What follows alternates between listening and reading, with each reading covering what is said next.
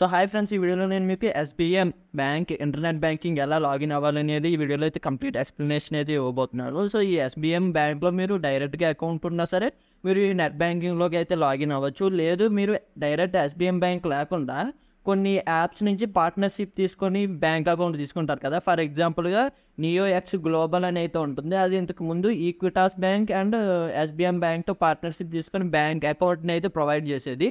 So నేను అదే bank అయితే వాడుతున్నాను అనమాట. సో నియోఎక్స్ గ్లోబల్ ఏదైతే యాప్ ఉందో ఆ యాప్లో బ్యాంక్ అకౌంట్ ఓపెన్ చేసుకుంటే నాకు ఎస్బీఎం బ్యాంక్ అకౌంట్ అయితే ఇచ్చారు. సో ఈ ఎస్బీఎం బ్యాంక్కి ఇప్పుడు నేను నెట్ బ్యాంకింగ్ ఎలా లాగిన్ అవుతాను, ఎలా రిజిస్టర్ చేసుకుంటాను అనేది ఈ వీడియోలో మీకు కంప్లీట్గా ఎక్స్ప్లెయిన్ అయితే చేస్తాను.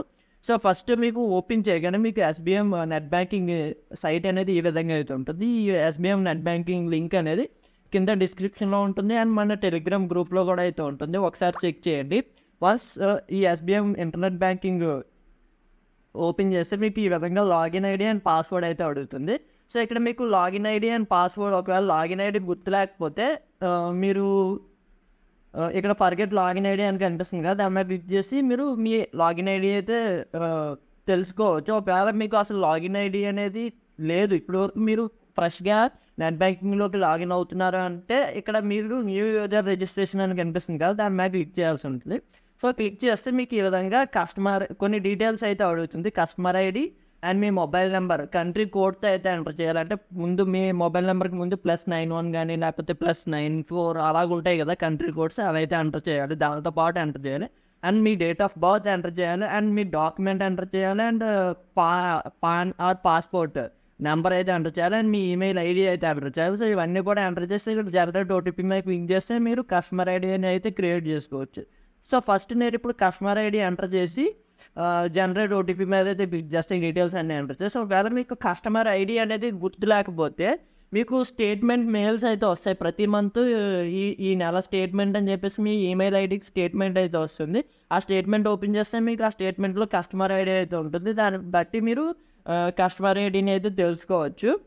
సో ఇప్పుడు నేను నా కస్టమర్ ఐడి ఎంటర్ చేసి ఇక్కడ మొత్తం డీటెయిల్స్ అన్నీ ఎంటర్ చేసి ఓటీపీ అయితే జనరేట్ చేస్తాను. సో నేను నా మొత్తం డీటెయిల్స్ అయితే ఎంటర్ చేస్తే ఇక్కడ జనరేట్ ఓటీపీ మీద అయితే క్లిక్ చేస్తాను. ఇప్పుడు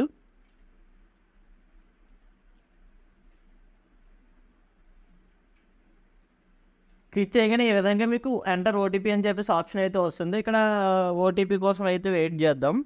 సో నేను ఓటీపీ కోసం అయితే వెయిట్ చేస్తాను. నాకు ఓటీపీ అయితే వచ్చింది. ఓకే, ఓటీపీ ఎంటర్ చేసిన తర్వాత సబ్మిట్ అని కనిపిస్తుంది కదా, దాని మీద క్లిక్ చేస్తే successfully registered, you will receive credentials via SMS are email అని చెప్పేసి ఇంకొక ఆప్షన్ అయితే వచ్చింది అనమాట. అంటే ఒక పాపప్ మెసేజ్ అయితే వచ్చింది. సో ఇప్పుడు మీకు మీ ఫోన్ నెంబర్ ఏదైతే ఈ బ్యాంక్కి రిజిస్టర్ అయిన మొబైల్ నెంబర్కి ఉందో దానికి మీ credential login ID and password అయితే వస్తాయి. దాన్ని బట్టి మీరు లాగిన్ అయితే అవ్వచ్చు. అండ్ మీ ఈమెయిల్ ఐడికి కూడా మీ క్రెడెన్షియల్స్ అయితే వస్తాయి. ఇక్కడ లాగిన్ మీద క్లిక్ చేస్తే మళ్ళీ మీరు లాగిన్ పేజ్కి అయితే వస్తారు. మళ్ళీ మీరు మీ లాగిన్ ఐడి అండ్ పాస్వర్డ్, మీ ఎస్ఎంఎస్ ఆర్ మెయిల్ చెక్ చేసుకుంటే డీటెయిల్స్ వస్తాయి కదా, ఇవి ఎంటర్ చేసి మీరు లాగిన్ అయితే అవ్వచ్చు. సో నాకు డీటెయిల్స్ అయితే వచ్చేసినాయి. సో ఒకసారి నేను చెక్ చేసుకుంటా. ఇక్కడ నాకు నా యూజర్ ఐడి అయితే వచ్చేసింది. సో నేను నా యూజర్ ఐడిని అయితే ఎంటర్ చేస్తాను. ఇక్కడ యూజర్ ఐడి అయితే స్పెషల్గా ఏమీ లేదు. ఇక్కడ నేను చెక్ చేసుకుంటే నా యూజర్ ఐడి అండ్ నా కస్టమర్ ఐడి రెండు కూడా సేమ్ ఉన్నాయన్నమాట. కాబట్టి మీరు ఎంటర్ చేసేటప్పుడు మీరు కూడా మీ యూజర్ నేమ్కి బదులు ఇక్కడ మీ కస్టమర్ ఐడిని అయితే మీ లాగిన్ ఐడికి బదులు మీ కస్టమర్ ఐడి అయితే ఎంటర్ చేస్తే సరిపోతుంది. సో సేమ్ ఉన్నాయి అయితే నేను చెక్ చేసుకున్నప్పుడు. అండ్ ఇక్కడ పాస్వర్డ్ ఎంటర్ అయితే చేయాల్సి ఉంటుంది. పాస్వర్డ్ వచ్చేసి మీకు డిఫరెంట్గా అయితే వస్తుంది అనమాట. మీ ఈమెయిల్ ఐడికి అండ్ మీ మొబైల్ నెంబర్కి మీ పాస్వర్డ్ అనేది కొంచెం డిఫరెంట్గా అయితే వస్తుంది. ఒకసారి చెక్ చేసుకోండి. మీ ఎస్ఎంఎస్ ఆర్ మీ ఈమెయిల్ ఐడి ఎంటర్ చేసిన తర్వాత పాస్వర్డ్ ఇక్కడ జనరేట్ ఓటీపీ అని కనిపిస్తుంది కదా, దాని మీద క్లిక్ చేసుకోవాలి. క్లిక్ చేసుకుంటే ఇక్కడ ఓటీపీ అయితే మీ మొబైల్ నెంబర్కి అయితే ఓటీపీ వస్తుందని అయితే చెప్తుంది. సో ఆ ఓటీపీని తీసుకొచ్చి ఇక్కడ అయితే ఎంటర్ చేయండి.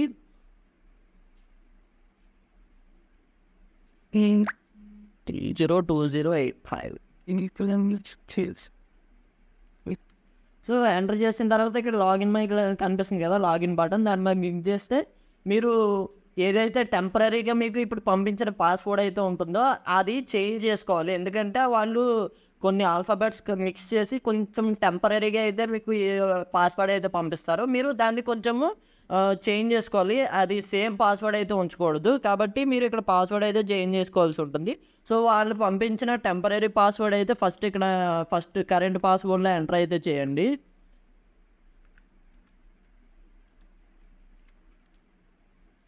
సో ఎంటర్ చేసిన తర్వాత ఇక్కడ మీకు నచ్చిన న్యూ పాస్వర్డ్ అయితే ఎంటర్ చేసుకోవచ్చు. సో ఇక్కడ నేను నా న్యూ పాస్వర్డ్ అయితే ఎంటర్ చేస్తున్నాను.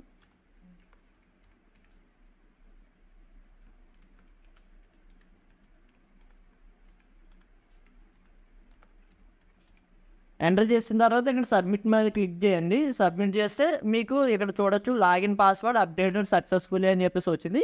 ఓకే మీద క్లిక్ చేయండి. ఓకే మీద క్లిక్ చేయగానే మిమ్మల్ని లాగౌట్ అయితే చేసేస్తుంది. ఎందుకంటే మీరు ఇప్పుడే పాస్వర్డ్ చేంజ్ చేసుకున్నారు కాబట్టి. సో ఇక్కడ మీరు మళ్ళీ లాగిన్ ఐడి అని పాస్వర్డ్ ఇచ్చి జనరేట్ ఓటీపీ మీద క్లిక్ చేసి ఓటీపీని జనరేట్ చేసుకొని మీరు లాగిన్ అయితే అవ్వచ్చు. నేను మొత్తం ప్రాసెస్ స్కిప్ చేస్తాను, ఎందుకంటే ఇదంతా ఆల్రెడీ ఇప్పటివరకు మీరు చూశారు కాబట్టి.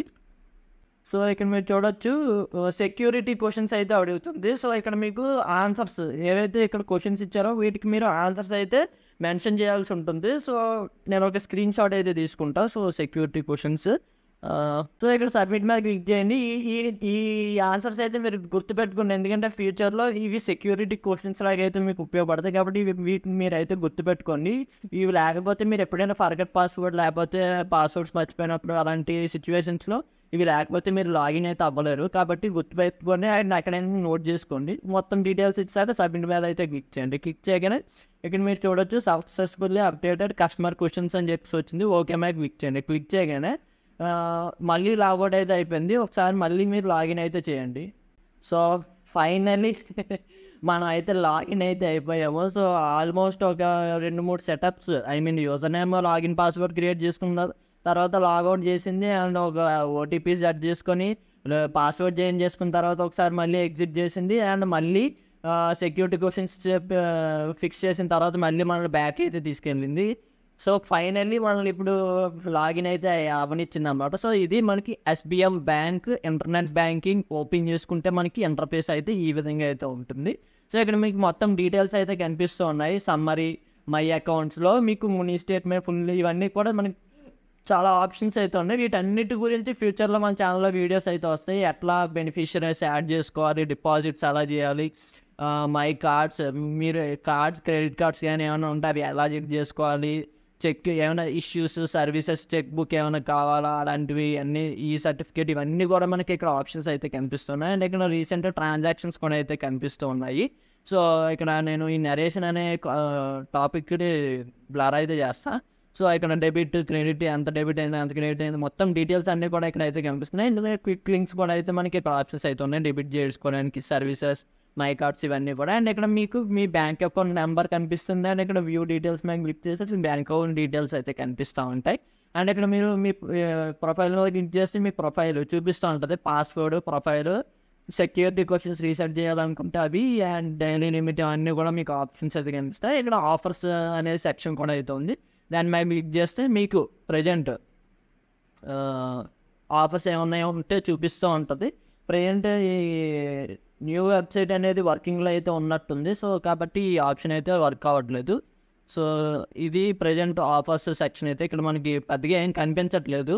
So SBM bank new website అని చెప్పేసి మెన్షన్ అయితే ఉంది. సో మేబీ వీళ్ళు కొత్త వెబ్సైట్ని అయితే డెవలప్ చేస్తున్నట్టున్నారు కాబట్టి సో ఇది మనకి కంప్లీట్గా ఈ SBM బ్యాంక్ నెట్ బ్యాంకింగ్ తాలూకు డీటెయిల్స్ అయితే. సో ఇక్కడ మీరు లాగిన్ అవ్వాలనుకుంటే ఇక్కడ ప్రొఫైల్లోకి వెళ్ళి ఇక్కడ లాగౌట్ అనే ఆప్షన్ కనిపిస్తుంది కదా, దాని మీద క్లిక్ చేస్తే మీరు లాగౌట్ అయితే అయిపోతారు సక్సెస్ఫుల్లీ. సో ఇది కంప్లీట్గా మీ SBM bank net banking login ఎలా రిజిస్టర్ అవ్వాలనేది డీటెయిల్స్ అయితే. ఇంకా మన ఛానల్లో axis bank net banking details video ఉంది అండ్ HDFC నెట్ బ్యాంకింగ్ ఎలా రిజిస్టర్ అవ్వాలని వీడియోస్ అయితే ఉన్నాయి. ఒకసారి చెక్ చేయండి, మీకు చాలా ఇంట్రెస్టింగ్ అయితే ఉంటుంది. సో ఆ వీడియోస్ అయితే మీకు చాలా యూజ్ఫుల్ అయితే అవుతుంది. సో ఇది కంప్లీట్గా వీడియో అయితే. వీడియో మీకు నచ్చితే లైక్ చేయండి. ఇలాంటి మరిన్ని వీడియోస్ కోసం మన ఛానల్ అయితే సబ్స్క్రైబ్ చేసుకుని, ఎందుకంటే ఇలాంటి లేటెస్ట్ ఇన్ఫర్మేషన్ వీడియోస్ మీకోసం తీసుకొస్తూ ఉంటాను. So thank you for watching. See in the next video. Bye bye now.